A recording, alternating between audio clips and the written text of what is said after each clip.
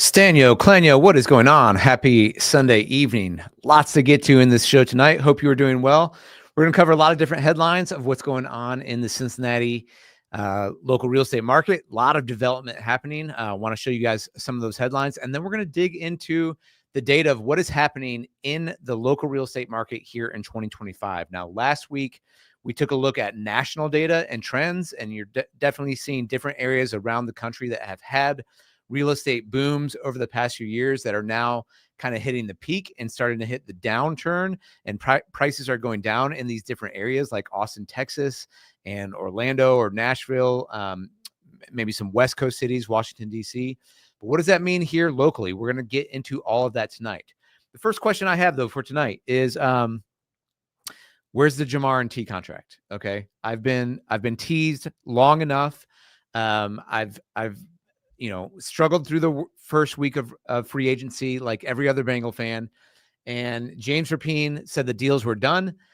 But I know in real estate that you never count your chickens before they're hatched. Until ink is set to paper, I don't trust that the deals are fully done. So I don't know, James Rapine. You got all Bengals Nation here sitting on edge. We're hoping that T and Jamar get inked and we can celebrate that and then get maybe Trey done and go get our guard and fix this defense. But I would like to see those reports done. So lots of good things to get into tonight. If you're jumping into the chat, be sure to let us know where you're watching from. As always, would love to interact with you guys. If you have questions about what's going on in the real estate market, if you just have general questions or you just want to talk, would love to hear from you. So let's jump right into it tonight because I've got a number of headlines I want to hit. And then we'll dig into the data of the local market itself. We'll start here. Number one, Cincinnati home values surged 48% since the pandemic, reshaping the real estate landscape. So just kind of headline or some bullet points of this story. Cincinnati home values increased 48% since February of 2020. So we're going back 5 years now. Housing inventory in Cincinnati is at a 1.9 month supply. We're going to look at that even in more depth in a little bit. And this is what we've been feeling. We definitely saw more of a surge of that growth in 2020, 2021, and 2022.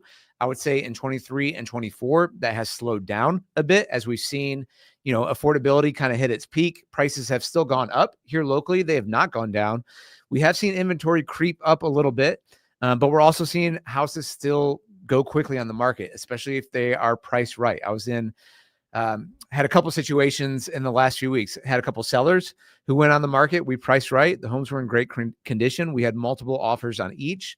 My sellers got to choose between, 4, 5, even 6 offers on some of them, which is, we're not seeing it all that often, but we are kind of where we're at right now in the springtime is, people who've been waiting all winter to buy. And so sometimes this first wave of buyers can be a little bit more aggressive than more the rest of the springtime and into the summer. But we saw multiple offers on my sellers. And on the flip side, I had some buyers. We were out looking at a great house in Anderson Township last night. It's quite lovely in the Sherwood Forest area over there. But we got into multiple offers and put in a very strong offer above ask price, very strong. And we lost out. And so that is still happening out there. So back into these headlines, 48% growth over the past 5 years. Housing inventory is where it's at. So yes, COVID changed everything. I'm not going to dig too much into this article specifically because we'll get into that data with the charts I'm going to show you. But you felt this. If you've bought a home pre-COVID, then definitely, you're feeling that these home prices have gone up. Good for you if you've owned the home. And if you're trying to buy right now, certainly it is a struggle. So Ryan, what's up? The best realtor in Cincinnati. Appreciate that. Good to have you on board here tonight. I know we're shopping for you. So let's see if we can find the right fit for you guys. All right, moving on in the headlines. Thanks for checking in. Wanted to mention this one. So some development out on the east side of town in Claremont County. A developer proposes a $70 million housing subdivision with a par 3 golf course in the Cincinnati suburb. So this is a unique project in Claremont County. Robert Gerwin is planning a $70 million residential golf project. The project includes 139 units and a 9-hole course. The zoning approvals are pending in Claremont County Township. So this is a fun one. I wanted to look at this a little bit.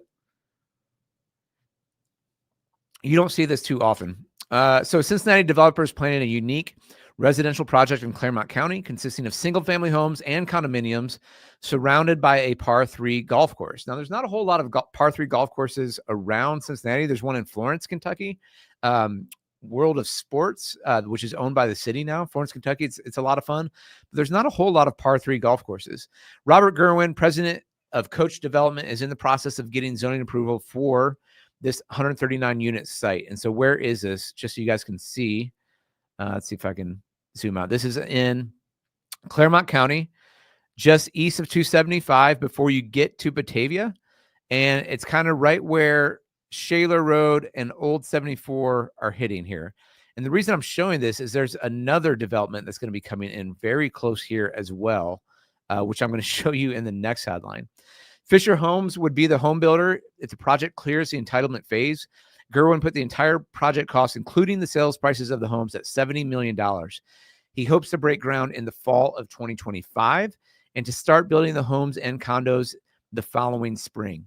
The 57-acre project site straddles Union Township and Batavia Township on Old State Route 74, just south of State Route 32. So this is pretty cool, and this is fun. The 9-hole golf course called Shawnee Station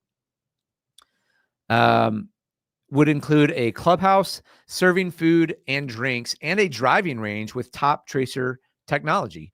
Gerwin, a longtime developer of lots for home builders in Greater Cincinnati, looked for years for a subdivision site suitable for a short golf course before he found this one.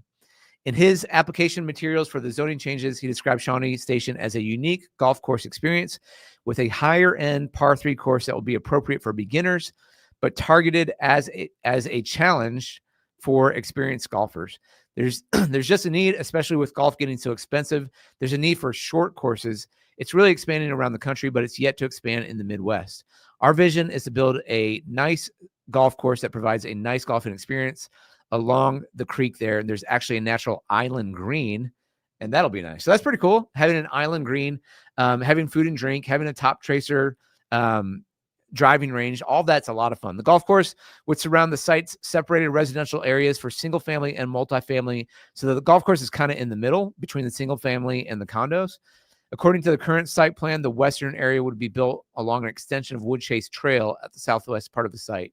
It would consist of 41 single family homes on 17 acres, and then 98 single floor condominiums and 8 multifamily buildings. So if you're looking at Fisher Homes, with condos, you might even be seeing the patio homes going in there. This is a good kind of affordable opportunity. I kind of like Fisher Homes product here. So a lot of people, if you're getting priced out of single family, if you're looking at 300, 400 plus, you can get into these condos oftentimes in the 200s still. And so you're still getting a piece of equity. You're owning it versus renting. And this one just kind of comes with some fun amenities. If you like golf or being around golf, you can, this is something that's coming here in Claremont County that offers some fun there. So I thought that was pretty cool. Kind of splitting Union Township and Batavia Township in terms of the planning commission. So we'll keep an eye on that one to see if it's coming. So that's this $70 million proposal coming kind of on the east side of town. Now that's interesting to me. Am I ready for opening day? Yeah, let's go. I'm excited for the Reds this year. In fact, we've got a video coming out this week about opening day, about how awesome opening day here is in Cincinnati. Nobody does it like Cincinnati. Nobody does the parade. I mean, we are the first professional Major League Baseball team. What does that mean? It means our players were the first ones that got paid. So there was a lot of baseball going on in the 1800s, but we said, hey, nah, come on, pay up. It's a little bit like Jamar and T right now. Got to get that bag. But it's, if you've never experienced opening day here in Cincinnati, it is amazing. Now, the rest of being a Reds fan experience for the last 30 plus years has been less than amazing, I would say. But I know, opening day, my favorite part of opening day, and baseball is my favorite sport. Baseball is the sport I played growing up. I probably watch more football than I do baseball now. Part of that's just, I don't have cable television. And so the NFL is on more than anything else. But I probably enjoy going to a ballpark more than any other sporting experience. To me, I love the rhythm of baseball. I love the pace of baseball. I'm actually a person who's not a huge fan of the pitch clocks. I know that's a That's an unpopular opinion for sure. I think baseball is a place where, it's a unique place. There's no clocks. Now there is a clock, which I don't really love, but the idea of a game that theoretically can last forever, I just think is romantic and beautiful. I love that. I love that baseball is probably the one, there's maybe a few others, but it's probably the best sport where you can go and attend it and have a conversation with the person you're going to. And I love the rhythm of it. I think it's poetic. I love, there's a pitch and there's action. So you can watch that. Then you take a little break and you talk with the person you're with, and then you watch the pitch. I like the flow of it. I love baseball.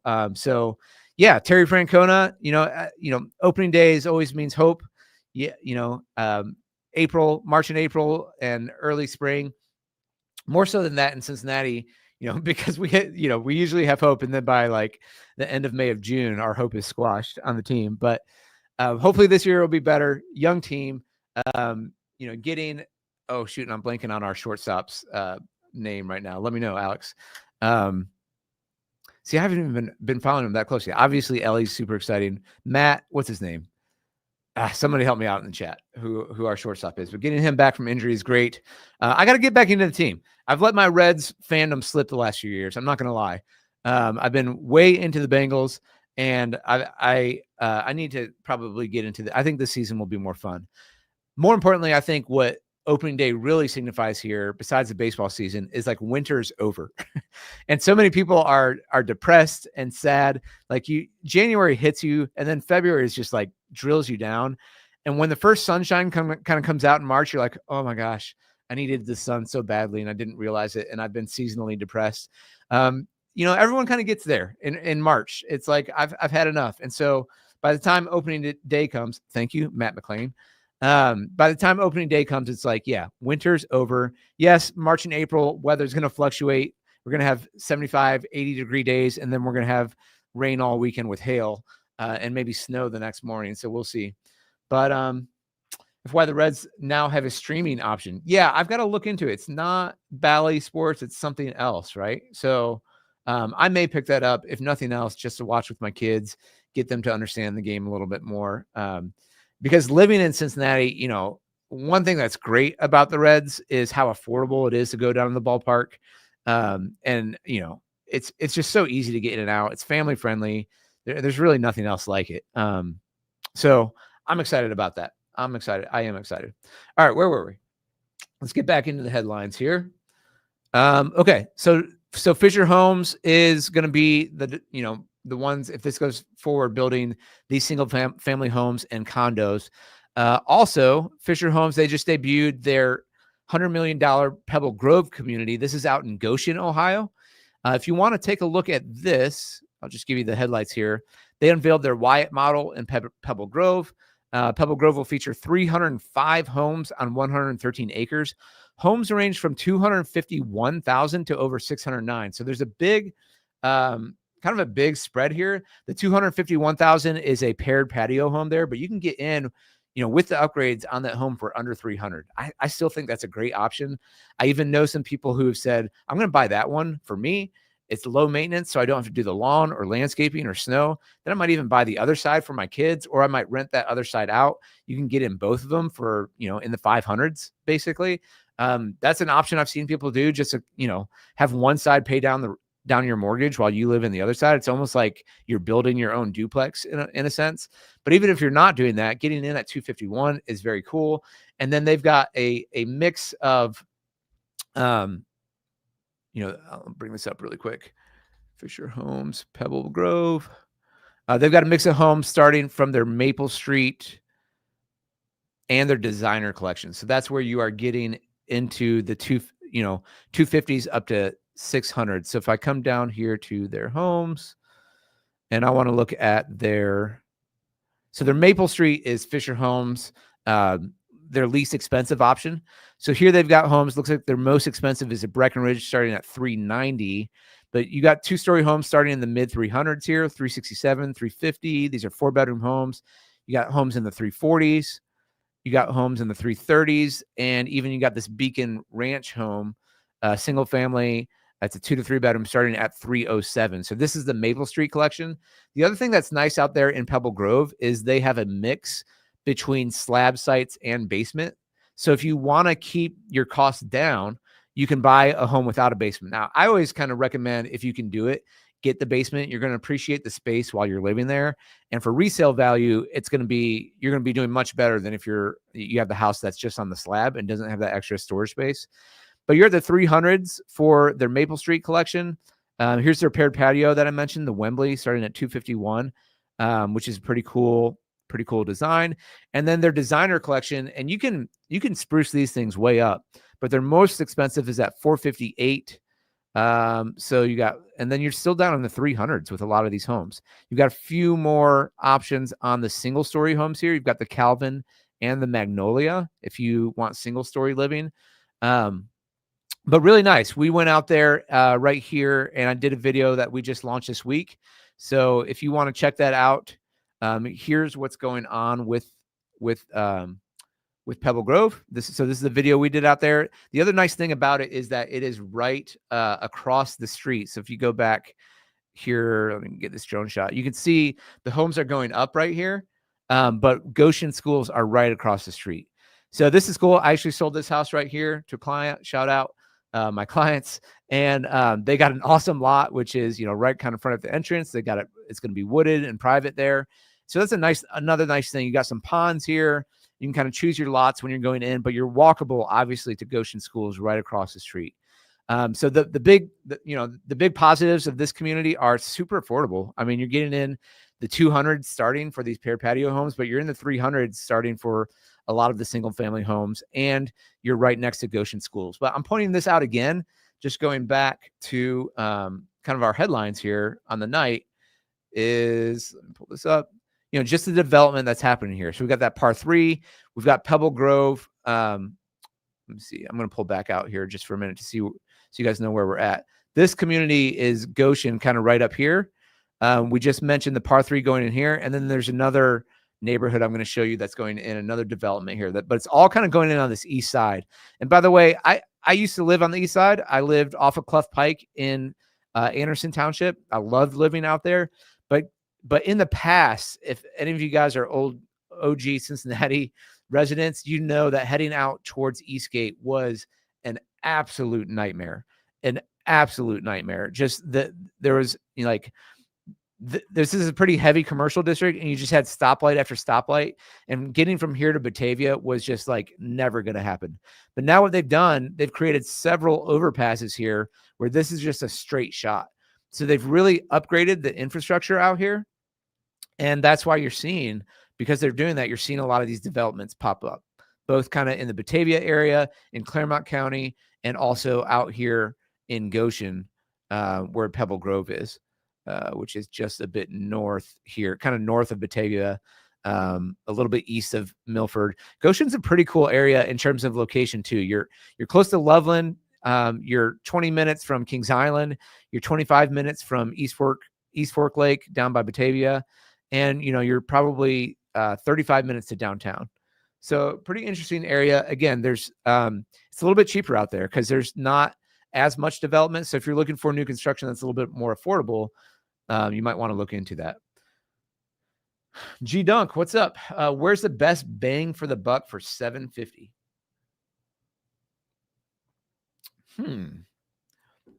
Well, I guess it depends on what you're looking for.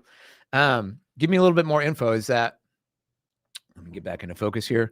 Are you talking single family home? Are you, do you need to be anywhere for work?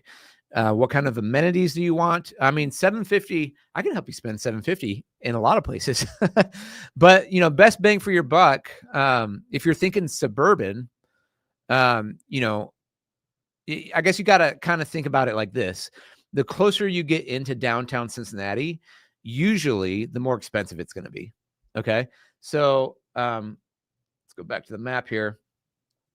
Cincinnati kind of started here. So you've got these river cities, on the Cincinnati side, you've got older properties here. Then on the river cities in Kentucky are, Dayton, Bellevue, Newport, Covington, Ludlow kind of. And then just think of Cincinnati being built out over the years in rings, right? And so you kind of see this, and you see the homes that were built in the 20s and then the 30s and then the 40s and 50s and then the 60s as you work your way out in Northern Kentucky and in Cincinnati. So in terms of $750 and where you want to go, If you are like wanting suburban, then, Harrison, up here kind of in Hamilton area, or up here, there's some new construction kind of up here in Middletown, or even Morrow, there's new construction. But if you want to be closer into the city, that's a different kind of category. I just mentioned Goshen. There's another I just shot another video over here, kind of close to Dent, and Cheviot over here. There's a Fisher Homes over here. So it depends on what you want. And also, if you're thinking new construction versus resale homes, your money will always stretch further for a resale home. But then the question is, how much do you need to spend on improving and updating the home? How old is the roof? How old is the furnace? Do you want to update the bathrooms and the kitchen? So, price per square foot is going to be lower on the resale home for sure. But, at the end of the day, if you're making updates, it could get a lot closer than you think. So just depends on what you want. Single family around 4,000 square feet, then yeah, kind of the areas I'm mentioning, go around the ring. So if you're looking at the map that I'm showing you right now, and you can kind of see, you can see in the white that's more developed, they're building more out. Where you can stretch it the furthest is going to be out. There's a place out here in Harrison. Let me just bring this up. I'm not saying just Fisher Homes, because the other builders are going to be basically the same. Let's do communities here real quick. Let's do Cincinnati, then we'll swing it into Northern Kentucky. But I want to show you. So Trailhead, this is a very, your 384 to 779 right here. And they've got some, I want to say they've got some pools going in here. I'm trying to remember with the amenities. Yes, there will be a pool out there, and that's up to 750. So that's definitely an affordable spot on the Ohio side. I just mentioned Pebble Grove. You're at 251 to 609. So you've got more than that. Summerline, Shaker Run. This is a golf course community. This is a really cool community. So I like this. So if you're at 750, you might want to check out Shaker Run as well. Again, you can see where I'm kind of pointing out the outskirts. Now, Losh Landing, if you want to be in Mason Schools, so whether you're either closer in to town, or you are looking at, maybe a top tier school, here you're starting at 800 to $1 million plus, because you're in Mason Schools. Now, some people might say that, let's see if I can zoom in here. Come on, Fisher Homes map. Kind of over in this area, Stony Brook. This is a new one that just came out. Now, this is also, so 750, you're kind of getting on the higher end in terms of the homes here. But what people really like about this one is you're right off the interstate, so you can get in and out pretty quick. And you're going to be Masterpiece and Designer, which are Fisher Homes' top two collections. And then schools are Lakota East, which are really strong schools. So they're not known, look up at niche.com if you want to look at school ratings. Lakota is not known quite as strong as Mason, but it's right below it. Man, my voice is going already, guys. So that's kind of on the Ohio side. I would maybe take a look at those communities. So Stony Brook, Goshen, or Pebble Grove, I should say, Shaker Run, Renaissance as well. I think they are just opening a new phase. So they have low maintenance ranch homes out there. 750 is kind of the top end. So your money's going to go pretty far out there. Let's look at Kentucky really quick. Communities. And by the way, Drees Homes, MI Homes is going to be kind of similar in terms of where. No, I don't want this. How do I do this? Oh, here we go. Okay, let's go to Northern Kentucky, if you're open to Kentucky. And Parkside, Shire. Ballyshannon, this is a very popular community. This would be somewhere I would potentially mention as well. On the high end, you're at 894, but you're going to be in definitely their Designer, if not their Masterpiece collection. Both. You've got Fisher Homes in Ballyshannon, but Drees is going to be opening Just Dumont at Orleans. A lot of people are looking at Union, Kentucky in general. I'll be making a video at Union as well, but a lot of people are looking to move into the area to have good schools, good amenities in Northern Kentucky are looking out there. Let's see. The other place, where I might also mention is Memorial Point. 750 is, if you're looking at a 4-bedroom or 4,000 square feet, you're probably stretching it. But if you want to be close to downtown, now this isn't the schools, this is Southgate Schools, but you're up on a hill right here, right at the kind of the top of Fort Thomas. You are about, 7 minutes from downtown Cincinnati.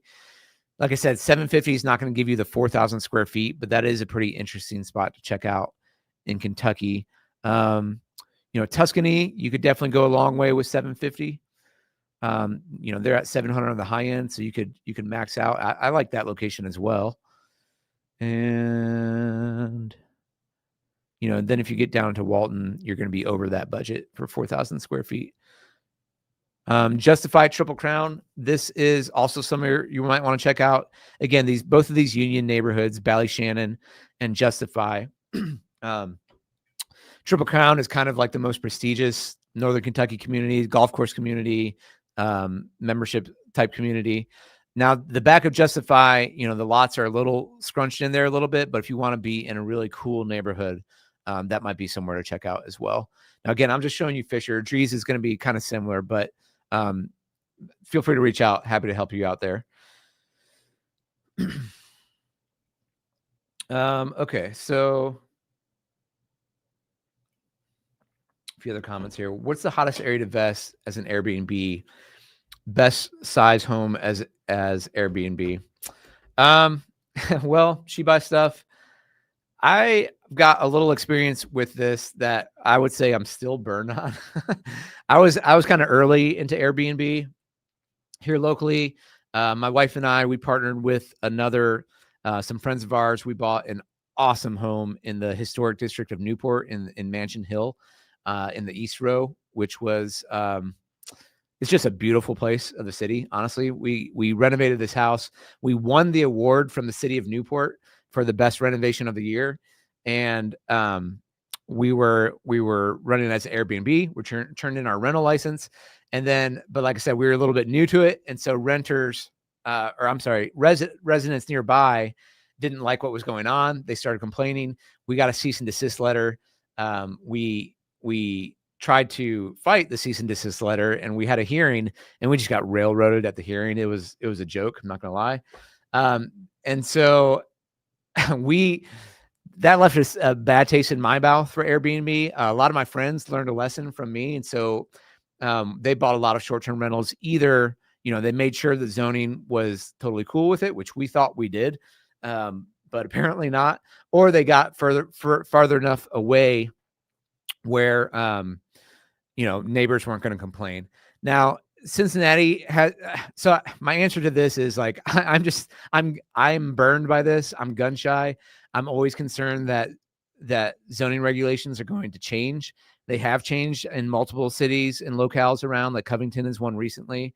One place I really like, and I haven't checked on it recently. Let me pull up a map here, for Airbnb, specifically. I think you can still do well in Cincinnati, because the zoning is pretty friendly there. Although, if you're looking to buy a condo or something like that, a lot of them will say in the HOA that you can't do Airbnb there. But a lot of people that come, when we bought our property, I thought, well, who comes to Cincinnati for a vacation? Because that was the only thought in my mind. But I didn't realize, it's also, and there's more and more tourism now than I would say in 2013 when we were doing it. So people are coming for different events in Cincinnati. If we can get that, if we can fix our arena, I think we'll get even more of that year round. But beyond that, you're seeing weddings. You're seeing a lot of people come from Cincinnati Children's, to be honest. But another big attraction that funnels that I think is really good for short-term rentals. There's two organizations in Northern Kentucky. They're run by the same organization, Answers in Genesis. There is what's called the Creation Museum out kind of near Hebron, Kentucky, Bulletsville area. and there is the Arc, which is south, kind of in where is it? Past Crittenden. It um, is it past Dry Ridge? Yeah, it's down by Williamstown here. So what you do see is both of these things bring in a lot of Christians to the area to visit these two attractions because they're pretty unique from a national standpoint. And so I think, personally, and this is, not me saying anything about, I just know I have some other friends who did some short-term rentals kind of along 75 where they could, especially down here in Williamstown where there's not a lot and properties are still really cheap. I think from an investment standpoint, that still really makes sense. If you can get down here south of Walton, you can still buy something really, really cheap. The other thing around this is, especially around the Arc, there's a lot of, and the Answers in Genesis are actually trying to build up housing to house all the summer employees because it's most busy in the summer. But I think, just in terms of return on investment, I think something down here is, now again, don't take anything, what I have as total investment advice, but I had looked at that several times and still think that could be a pretty good idea for short-term rental. All right, let's keep moving along here. So we're going to get back into these headlines because I said I was going to get into the real estate market and we haven't even touched it yet. Okay, so I'm going to hit these quicker. I mentioned Claremont County. I mentioned Fisher Homes out there. I mentioned the Par 3 course. But this is a big one, okay? A 668 tax abated homes is moving forward despite community opposition. So this is out in Batavia, Ohio. Bowman's Development 668 home project in Batavia received rezoning approval. Community organizations strongly oppose the development, citing various concerns. Tax abatements for homeowners sparked controversy among local entities. So here's what's going on here. There's another one out in this area called Harvest Meadows. I did a video out there. Fisher Homes is doing it. And if you buy a new home out there, you have a tax abatement for 15 years. Now you're paying the full value on the property, on the land. But when you buy a new home, usually the assessment gets reassessed once you close on the new home. But what they're doing out here in Batavia is you're getting a tax abatement for 15 years. So I know in Harvest Meadows, we did a video on that one as well on our channel. You can check it out, but you're saving at least like $3,000 or $4,000 a year in taxes with this abatement. And so as a home buyer, yay, like that's great for you, right? Home buyers are loving that, huge savings. And now they're saying you're going to get this as well with 668 homes going to Batavia. Now, where's the community opposition coming in? Well, imagine you're a citizen of the area and you're getting you're getting an influx of new residents coming in that's adding, more people for the fire departments and the police, all the public services, police departments, your schools, but you're not increasing the tax base yet. And so you have these local organizations who are saying, what the heck? But you have the city of Batavia council, or the village of Batavia, I should say, rather, that is passing these zonings. And, I got yelled at in my YouTube video, like, how dare you, blah, blah, blah. I'm like, look, guys, I'm not on the council. Like, I'm not, if you don't like it, vote those people out. I don't live there, but this is what is happening. I do want to show you on the map where this is at. So, another big reason why people don't want this to happen, and a large voice that was fighting this is Claremont County Airport. Now, I have a special soft spot in my heart for Claremont County Airport because that's my dad's a pilot, and he's at the age of 72, still going up and flying, and he keeps his license current, and he'll take my kids out flying, and this is where we fly out of, is Claremont County Airport. It's an awesome little airport. And the fear is that if you're building, because the spot they're targeting is right all around the airport here, this piece of land. And that if you're putting in all these houses, they're saying they might have to sell the airport, citing safety concerns, Now we'll see on that, but that's another big, besides the tax abatement, that's another big reason why people are kind of fighting this idea. Cause they're putting, see if I can go back to the article here where they're putting that map. Where'd it go? Here it is. Here's those homes. So if you can kind of see this section right here, that is, let me try to make this bigger. That is Sporty's Drive right there. The airport is literally right here in Bowman Lane. So Sporty's Drive and Bowman Lane. If we go back to that map, which is this one, that is right here. This is Sporty's Drive, and this is Bowman Lane. So literally the houses are going right up here. So, again, from a developer standpoint, and I believe the developer on this one is going to be Dries and Ryan Homes.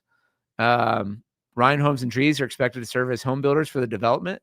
By the way, here's just a little chart for the largest home builders, which is Fisher Homes, Dries, MI, DR Horton now. Interesting. They're up to number 4. Christo Homes, Ashley Builders, Ashford. I'm curious where Ryan is. Robert Lucky. Ryan has really fallen down. Are they not even on here? Very interesting. I thought for sure they would be. No, Ryan Homes is not here. Interesting. So DR Horton's really knocking them out, among others. But they're kind of that price point. Christo's coming in. I did a video on them. DR Horton is coming in. These are, I would say an upgrade from Ryan's quality, but they're still kind of in that price point. So these are going to be a little bit cheaper. In terms of production builders, that's what these 3 are. I mean, these are all production builders, meaning they're going to crank them out quickly and build large, large suburbs. But these 3 are, I would say, kind of in one tier, and then DR Horton are kind of in another. Then you're starting to get into more custom builders down here. So, but this is a big deal. I mean, I get kind of the arguments for both. If you're a citizen here, you're like, man, this is crazy. And I mentioned Harvest Meadows. See where that is. Meadows, which is right a little bit further out here. So there, this is right off 32. Again, going back to the infrastructure, because 32, you can kind of zip out there now because they really cleaned all this up from Eastgate. Right here, right. When you hit 275, they've now got exit ramps where you can shoot out here really quick. So being out here doesn't take that much longer to get back into town, Harvest Meadows. And then this other one, where we're talking about is right here at the airport. And then the other par 3 course we mentioned before was kind of right in this area right over here, I believe. So Brandon saying the tax abatement's really interesting. Most of the time, new developments get extra development type costs, not less. Yeah. So, this is going back to the previous question, which is like where in Cincinnati is, can my money go the furthest? And that's what I'm saying. It's kind of on the edges, like pushing out. So where is their land and where's their developable land? Out here, out east, this is where it's flat. And you guys see this, like I said, go watch my video on this. This is Pebble Grove, right? Look how flat this is. It's a lot easier to build a house on that than on a bunch of rolling hills. And where you see this kind of land, this kind of farmland in Cincinnati is kind of out here, out really kind of up here and north. And where you see more terrain. In fact, let me see if I can bring that up. Yeah. So here you can see where it's flatter all through here, all the way up into Columbus, and it's flatter. And I mean, you can kind of follow the interstates, and where a lot of the development in Cincy is, but like Northern Kentucky, there's a lot of hills in Northern Kentucky here. I just went, like I said, I shot a video out here on the west side, and you guys will see that in a week or so if you watch my channel. But there's a lot of hills there. Now, there's advantages if you want to live in a neighborhood like that. The advantage to living where there's hills is even if the lots are smaller, you're not looking directly into your neighbor's like backyard or their kitchen or their living room or whatever. If your lot is like higher or lower than theirs, which is nice. But if you're all flat, you're like, hey, there's Bob, there's Sally. But from a development standpoint and where they're getting land, where some of this is driving, I just see it's, I mentioned Batavia, we mentioned Goshen. I can see just this continuing to grow out here on the east side of Cincinnati in the years to come. And you guys can't see what I'm pointing at out here, like east of Batavia. I could definitely see more and more growth out here. And where you're also seeing growth just in Ohio wise is is Columbus. You're seeing a lot of tech jobs kind of come into Columbus. So we're seeing this gap close between Cincinnati and Dayton. I certainly think that this gap in the future, it's a good bet that you're going to see continue more kind of sprawl between Cincinnati and Columbus. And I get a lot of people who are moving to Ohio who want to live closer to Cincinnati for the amenities, or maybe they'll pick around Wilmington who have jobs in Columbus, but they're like, yeah, but I want to go to Reds games or I want to go to Bengals games or whatever. Or I want the museums of Cincinnati. And so I could see this continue growth happening in the years to come. Okay, man. All right, where are we at? 40 minutes in. All right, let me quickly fly by a few more fun headlines here. This one was really interesting to me. Ohio's population growth is driven by a surprising source, the U.S. Census data shows. The international immigration accounts for 82% of Greater Cincinnati's population growth. I did not know that. This was a surprising statistic to me. Greater Cincinnati gained 16,571 new residents through international immigration. Hamilton County's growth relies heavily on international immigration. This is just an interesting article. I don't want to, I guess I won't get too into it because I wanted to show you guys what's happening in the market. And we're kind of still just going through these headlines, but basically it's saying it's not domestic growth to Cincinnati. It's not necessarily natural change, which is the difference between births and deaths, where most new residents have been coming since 2020 and definitely in 2024 are through international immigration, meaning that more people move to the region from a country outside the U.S. than left Greater Cincinnati for another country. And I know a lot of people might look at Cincinnati and say, hey, you're not, that city is not very diverse. And in some instances, compared to a lot of places in the U.S., you're definitely right. There's not a ton of diversity. But if you look at this stat, and where the growth is coming, it's coming from international immigration by far, 82%. Now, some other stats that I thought were interesting on this, just compared to other cities nearby, other Midwest cities, Cincy is quite a bit more than others. Now, Columbus is 71%. That's the closest. Indianapolis is only 50, Kansas City 51, and Nashville 27. So very interesting that a lot of international immigration is accounting for so much of the growth here in Cincinnati. Kentucky is seeing that a little bit as well. And the other thing is for U.S. population growth overall, it's 83% of U.S. population growth in that same time span. So Cincinnati is at, what did I say? 82.82%. So Cincinnati's really on line with the national rate of immigration growth, whereas the other Midwest cities are not. So I just found that really interesting. Columbus seeing 71, Indianapolis 50, Kansas City, but there apparently is, there's a growing community here in Cincinnati, and that's been happening since I think this said going back to 2020, you're seeing the growth like that here in Cincinnati. So interesting. That was cool news that I want to see. This is a fun one. OKI, Ohio, Kentucky, Indiana Regional Council of Government seeks to boost flying cars at Cincinnati area airports. Now, hang on a second. When you guys look at this picture, does this say flying car to you?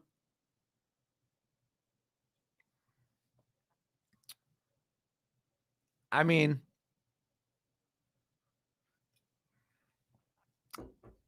that looks like a helicopter to me. I was actually talking about this with my kids the other day, and they were like, there should be flying cars. And I was like, yeah, there should be. And they're like, but not like helicopter. They actually brought this up. They were like, not like helicopter cars. No, like it needs to be like where you go up and your wheels turn in. I was like, oh, like Back to the Future 2. They're like, yeah, like Back to the Future 2. We need to have cars like that. What's going on? I'm like, well, it's just an energy issue. We'll get there. But like this, I don't know. This is a drone helicopter. I don't know if it's a flying car. Either way, I think it's kind of cool. So OKI plans to help 5 local airports preparing for flying cars. OKI will hire a firm to develop electrical infrastructure at those airports. Advanced air mobility vehicles could be used to deliver supplies and transport people. So it's pretty interesting, be on the lookout for that, I guess. More flying cars / helicopters, I don't know, in the region. So there's that. We got that going for us. If you're into pizza, just quick headline on this. The Works Pizza, stone-fired brick oven. They're opening their third one at Covington. So if you like brick oven pizza, there you go. And that's a little bit what they look like here, which I like pizza. So I'm not going to get too much into this. I like pizza and I like good pizza. So that's coming to Covington. And okay, we are going to, let's take a shift now.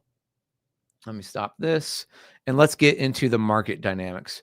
By the way, guys, thanks again for your questions and comments. Continue to interact here and I will get to everything that I possibly can while we're still live. Let me share what's going on. Okay, here we go. Go ahead and close that up. Hide that. Give you guys what's going on. So we talked last week about what is happening nationally, and some major economic drivers and what that means for 2025 real estate. And the report I shared last week was from Gary Keller. Gary Keller lives in Austin, Texas. He's probably feeling it more than others or seeing it more locally than others in the fact that Austin has had a boom the last several years. A lot of people moving from California went to Austin. And so houses went way up. Builders try to catch up. Now there's a lot of supply in the market, but prices have risen so much that buyers can't keep up. So now you're seeing a lot more inventory on the market. So that kind of idea is happening in various cities around the country where booms have happened.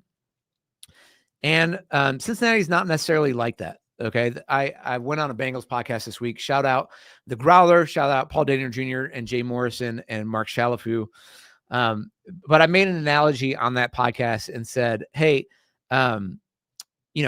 Cincinnati, the real estate market, it's a lot like Cincinnati free agency in the NFL. Okay.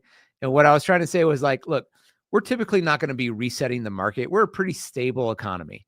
We're not going to be out there except for, I don't know, except for maybe Joe and Jamar and T, signing people to the most expensive contracts there are. Typically, that's not how we roll in free agency, right? We like to buy wave 2, wave 3. The Brown family typically likes to say, oh, there's a deal. Let's see if we can get that deal. And my point is not that the real estate market in Cincy is like I don't know, bottom of the barrel spenders. But what I mean is like, we're more stable. We're not going to be resetting the market.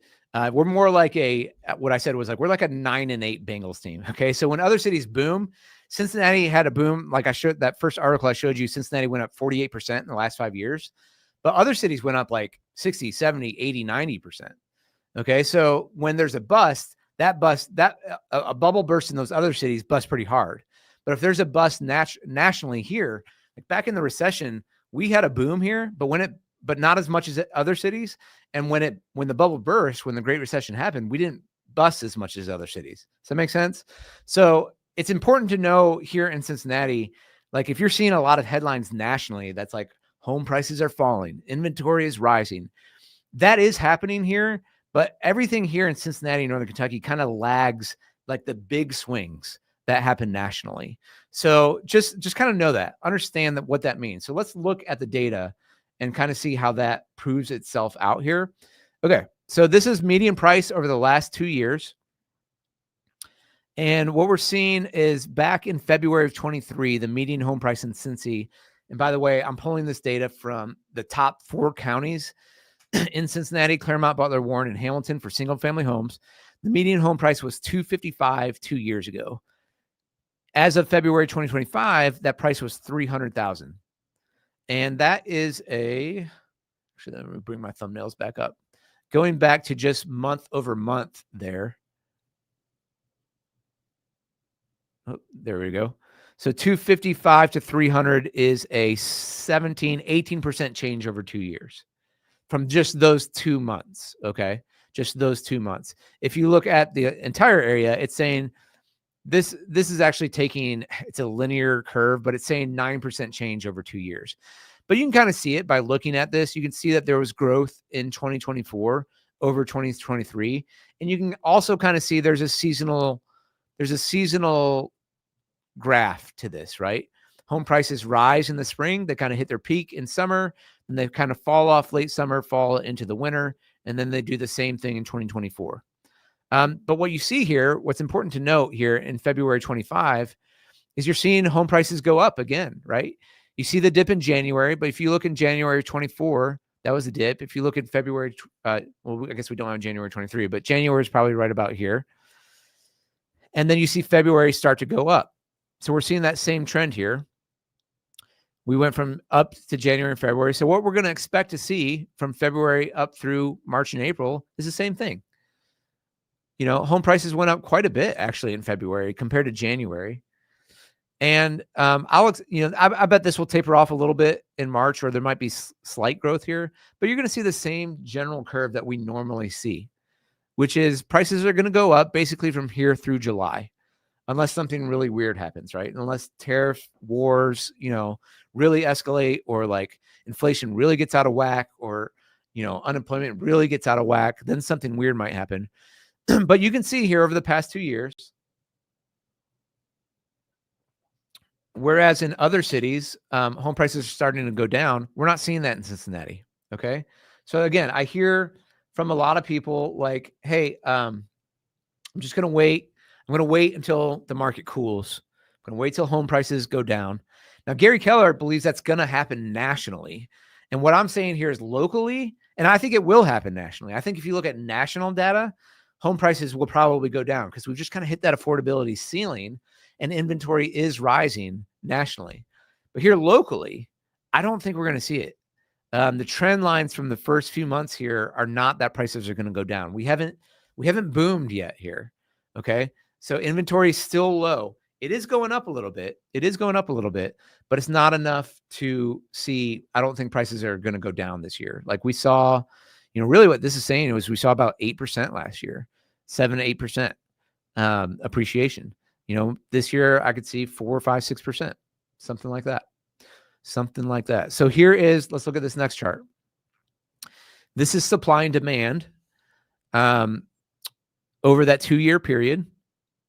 And again, what you're looking at this one's just comparing the February 25 to February 23. And what that is, I don't know if you guys can see this, but it's saying the amount for sale is actually, it's actually hard for me to see. I got to zoom in. Is up 26%. Okay. From this February to 2 years ago. Now, February 24, you can kind of see it's about in the middle, right? So we had more inventory. Maybe let's just call it right in the middle. Say 13% growth in inventory last year. And it did come, last year you saw more and more inventory because, again, affordability was getting harder. Buyers were kind of backing out. Interest rates were staying up, where people weren't quite used to the 6s and the 7s or even up to the 8. It's like, oh, okay. So demand came back a little bit. Let me show you this, the whole thing here. But over the last 2 years, we've seen inventory go up about 29%. We've actually seen the amount of homes sold down 7%. So if you look at this half, if you can see this green line, it's trending slightly down. So there are actually less homes sold here locally in 2024 than 2023. Interesting enough, Sztanyo, Team Sztanyo had its best year ever last year. Look, we won hardware. Bam. Circle of excellence for the 6th straight year. Thank you to you guys. Appreciate you, all of you using us. This was our award from Keller Williams that we got this year. We were the 3rd highest group, and we jumped from a team to a group. So that's a big deal. So to get 3rd, I was like, yeah, sweet. We're going for 1st place this year. We're growing our team members. Shout out if anyone's watching this and you're in real estate right now, or you're thinking of getting into real estate, give us a call because we are hiring. But we're growing. So even though there were less sales last year in 2024, Team Sztanyo grew 40%. We're pretty excited about that. We're going to keep going. Um, well, how about that? All right, Victor, what's up? Can we contact you if you were still about 4 months away from being able to purchase, or is it better to come already pre-approved? That's a great question, Victor. Thank you for asking. No, definitely reach out because if you're doing some things to get ready to get the pre-approval, and I'm not sure if you're working with a lender or not, but the first thing we would do is we'd have a consultation with you and just be like, hey, what are you looking to do? Let's get an idea of your situation, and we'd have about a half-hour call on that to figure it out. Or if you can come in and meet us in person, that's even better. But then we would send you to a lender if you don't have one. We've got some great trusted lenders we work with, just so that you are doing all the right things to get ready for that pre-approval, so that you can have the lowest rate. So if you can maybe, if you're doing some things to touch up your credit score to get a better rate, then let's work on that now. So no, 4 months is not too early, not at all. But if then we would just wait. We would get you hooked up with them, the lender. You can wait until you need to do that hard credit pull if you need to, but you'd have a better situation. You'd have the relationships in place already, so that when the time comes, you are ready to go. So yeah, please reach out. Would love to help you. Because you do a great job. Let's get the dub this year. Thank you, Brandon. Appreciate that. Yeah, we're doing our best. Again, our tagline is find your home, strengthen your family. So we do our best, and our core values, I've got a number of them that our team's all about. But our job is to give amazing customer service, to serve you. Our job is to serve you. And so we're trying to use our competency to make sure if you're buying, you're getting the best deal. If you're selling, you're getting the best deal. But all along that, we believe that strong homes we believe that homes are where families grow strong together. And we believe that strong families make for a great city to live in. So if we can do our little part to help people find the best home for them, to help them financially, to help, hear their needs and their wants that they want in a home, we absolutely love doing that. And so we're building out a team where we can help more and more people doing that. So appreciate that. Victor, been watching since 2020 from LA. Can't wait to work with you here. Man, that's amazing. You are a longtime Sztanyo Clanyo. I need to get you like a special award or jacket or something. We got merch. Hang on.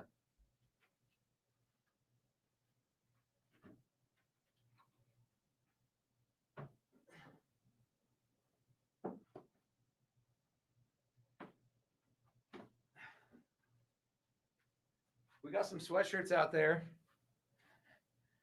But let's go. This is we do our client events, and so once you get in this, once you use us for a sale, but man, since 2020, that's amazing. Once you use us for a sale, you get invited to all of our client events for the year, and usually we've got some pretty cool merch. We did sweatshirts at our last ones that were pretty dope.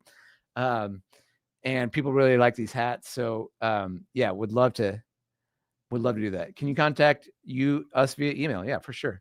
It is info@teamsztanyo.com. I'm dropping it in the chat. And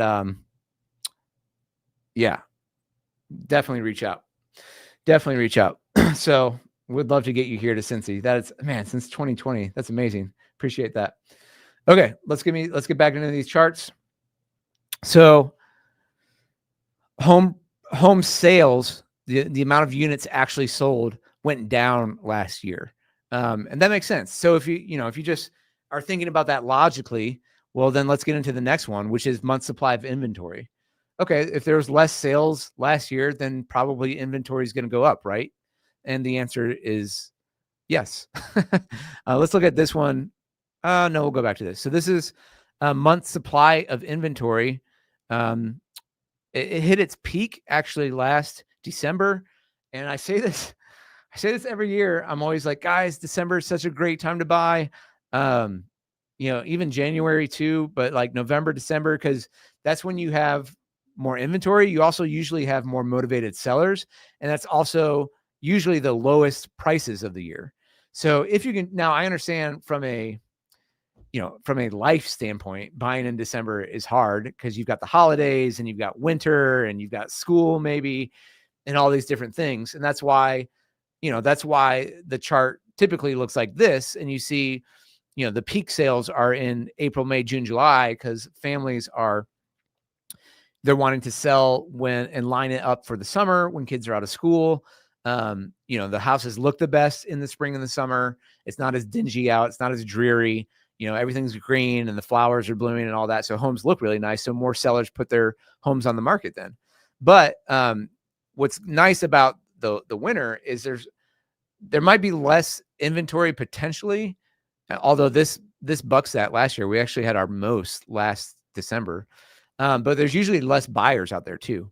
Now, the other thing I want to point out in this, so we're currently in February, you see this dropped, because people, now that we've hit 2025, the thing I want to show you guys here is, look, again, it's just like 2024. You see the drop from December of 23 to January to February. We see that same thing here because buyers are coming back out, right? Buyers are hitting the market. And so stuff that's out there on the market, like people are ready to go.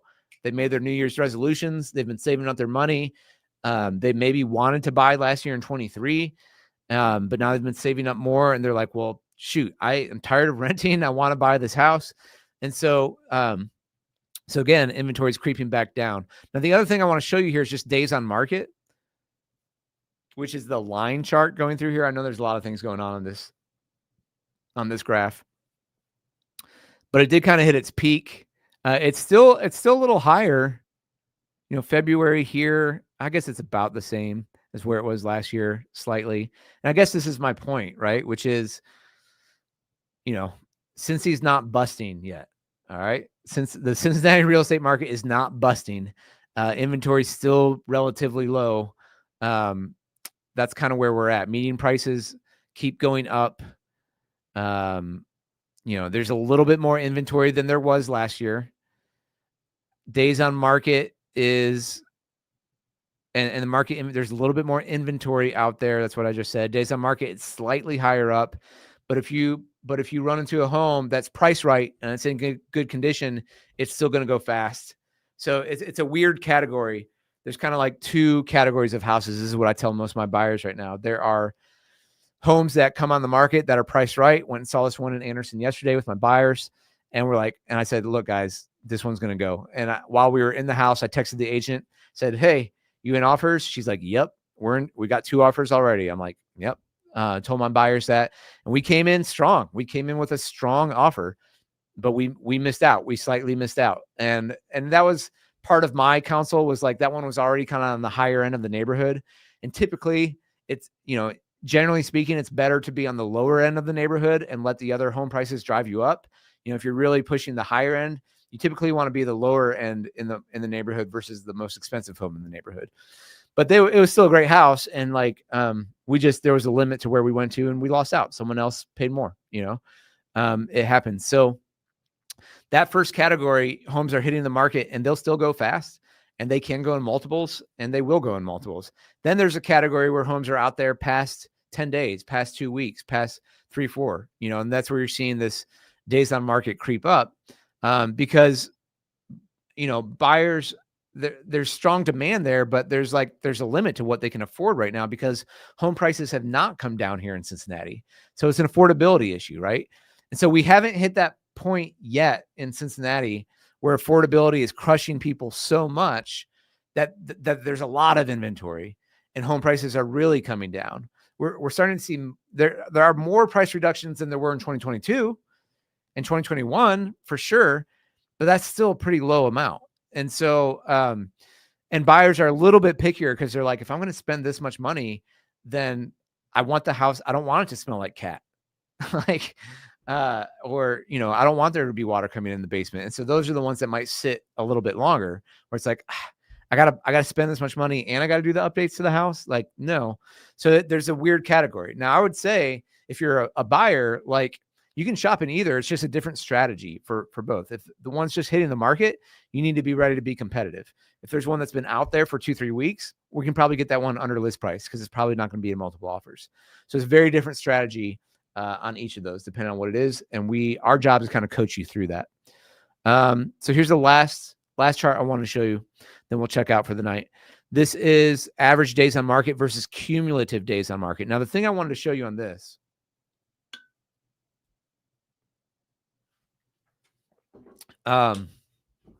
is, so the difference between days on market and cumulative Cumulative is if it came off the market for any reason. Either it was withdrawn for a bit, or it came off the market and then came back on without resetting the days on market. And you need to be off the market for 30 days before it resets. So I need to zoom in here. The cumulative went up 9.6 versus 5.6 days change. Cumulative went up 34 versus 23 on the days on market. The point I wanted to make here, I know I'm really in the weeds now for you guys, but there are more houses that are sitting longer that they might come off. They might have to do some updates. They might do a price change, and then they'll go back on. And so that cumulative is lasting a little bit longer. So there are more of those homes here in Cincy, but it's not enough yet where we're seeing prices drop. Okay. So going back to this first one, this is the one that's going to be an indicator for us. And look, I mean, February of 25 is nearly as high as it was in the peak for the median price of 24, which was 312. And it's definitely over where it was in 2024 February, which looks like to me around 280. And back in February 23, 250, 255. So, and maybe this is more like 277 or something like that. So prices are still going up. We're seeing that early on here in February of 2025. So, again, this is my, I keep saying this, been saying this for 5 years, and Victor knows it. Like the longer you wait here, prices are still going up. So, I said this on the podcast too, or I meant to, maybe I didn't get to it, but it's like, buyers who are kind of saying, I'm just going to wait till prices are going to come down. It's kind of like Mike Brown saying, I'm just going to wait till Jamar Chase's price comes down, or Katie Blackburn. Maybe T won't ask for $29 million. Maybe I can get him for 22. And, it's not going to happen. It's not going to happen. Like if you are an NFL fan, you know that the salary cap is raising every single year, right? Because there's more money. There's more money. There's more TV money. There's more everything money. Same thing in real estate. There's more money.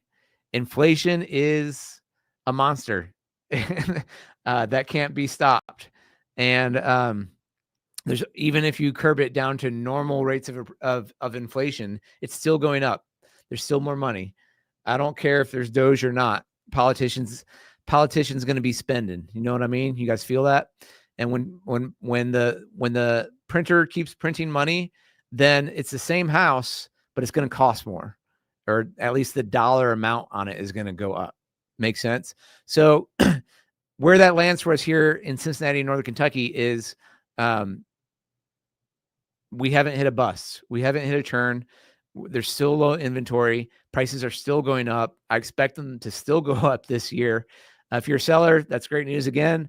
If you're a buyer, at least it's cheaper here than a lot of other places in the country by a long shot. I did a video a few weeks ago. I think the national median price is like 420,000, something like that. And here we're still at like 279. So you're like 140K below the national average or national median. So it's still affordable here, but, and we haven't boomed here. If there ever is a bust, it won't be crazy, is my prediction. Okay. Because that's kind of how Cincinnati rolls. We're kind of like, we're kind of in the middle. I've got a video idea coming up. Anyone from Cincy, let me know if you guys are feeling this. What up, Chris G? Which is, Cincinnati is the most average city in the United States. And I mean that in as complimentary a way as possible.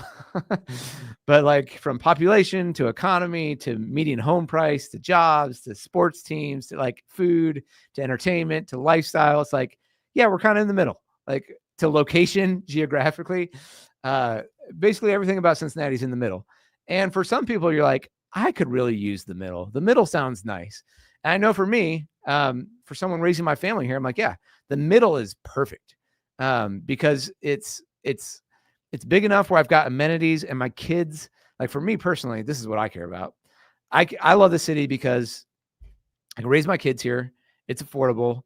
and there's opportunities for them. It's a big enough city where they can keep their job. They can find a job in whatever field they want to find. It's not New York. It's not LA. I'm not comparing us to that, but they can find something here. Cause my dream is I want to work alongside of my kids or help them start businesses. That's what I want to do. This is a great place for that. Or I want them to help take over Team Sztanyo. Like I want them to work in this business, and we're getting close to that. So that's probably just a few years away where they start working in it. And so you can do that here. And for that reason, Cincinnati is an awesome city. Like not too big, not too small. We're right in the middle. It's average. It's great. I love it. Love average. So there you go. All right, guys, I'm going to wrap it up. And I think I've got to, speaking of kids, I think I've got to go pick up groceries for the fam and get ready for another week. Hope you guys have a great Sunday. Thanks as always for tuning in. If you wouldn't mind, hit that thumbs up before you check out of here so that we can get the engagement cranking on this thing and get it out there to more people. Appreciate you guys. Have a wonderful week, and we will see you in the next one.